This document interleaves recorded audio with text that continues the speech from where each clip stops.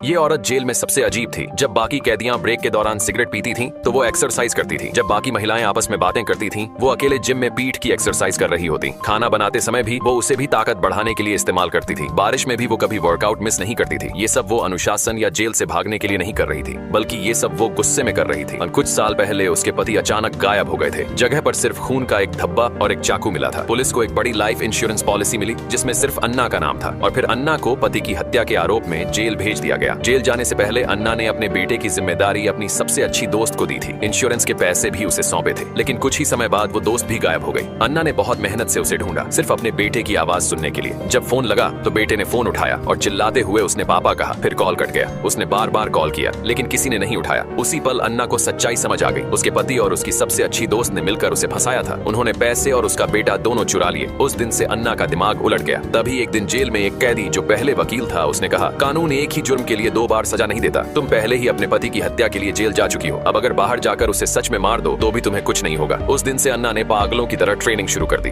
हर काम में सबसे आगे रहने लगी। 6 साल बाद उसे पैरोल मिल गया। जेल से बाहर आकर सबसे पहले उसने अपनी पुरानी दोस्त को ढूंढा। वो पहले एक स्कूल में टीचर थी, तो अन्ना ने नेशनल टीचर डेटाबेस चेक किया, लेकिन उस नाम की 1000 से ज्यादा एंट्रियां थी। मजबूरी में अन्ना ने अपने पुराने स्कूल में घुसकर उसके सोशल सिक्योरिटी नंबर की जानकारी चुराने की सोची। जैसे ही उसने रिकॉर्ड्स से वो जानकारी निकाली, तभी पुलिस आ गई। लेकिन अन्ना तैयार थी। वो दूसरी मंजिल से कूदी, फेंस फांदी और भागने लगी। पुलिस उसका पीछा करती रही। वो उन्हें समुद्र तक ले गई और एक ढलान का इस्तेमाल कर पुलिस की गाड़ी पलटा दी। फिर भी आखिर में वो पकड़ी गई। पुलिस अफसर ने उसकी बात नहीं सुनी। उसे गाड़ी से हथकड़ी से बांध दिया और खुद कॉफी पीने लगा, लेकिन गलती से चाबी वहीं छोड़ दी। अन्ना ने हथकड़ी देखी, फिर पानी की पाइप देखी। उसने गाड़ी स्टार्ट की, स्पार्क निकले, लेकिन हथकड़ी नहीं टूटी। उसने गाड़ी पीछे ली, कुछ नहीं हुआ, लेकिन दरवाजे का हैंडल टूट गया। शोर हुआ। अफसर आया और गाड़ी को समुद्र में घुमा दिया। पानी में डूबते हुए उसे गलती का एहसास हुआ। उसने अन्ना की हथकड़ी खोली और उसे लेकर ऊपर तैरने लगा, लेकिन तभी अन्ना ने उसकी बंदूक छीन ली और अपनी जबरदस्त ताकत से तैर कर किनारे तक पहुंच गई। फिर उसने लिफ्ट ली और चल पड़ी अपने बेटे और अपने बदले की राह पर।